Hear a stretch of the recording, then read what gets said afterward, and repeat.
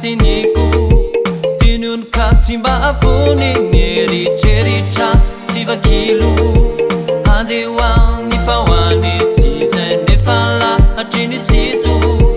fa handeha anaraka azy tonga izao ny fotoana niarenako amizay ka de olom-baovao vono niatrikany ho avy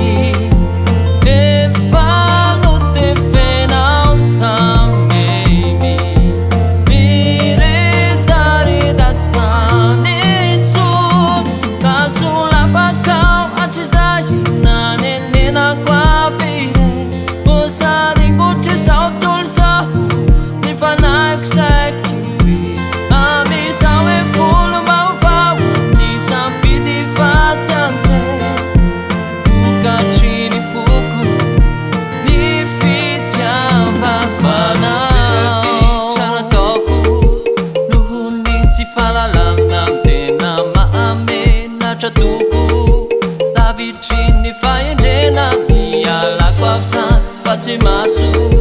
very any aho tsy anatsony tapa-kevitrao ka handinokio io tasy fahasaran-dratsy tonga izao ny fotoana niarenako amizay ka de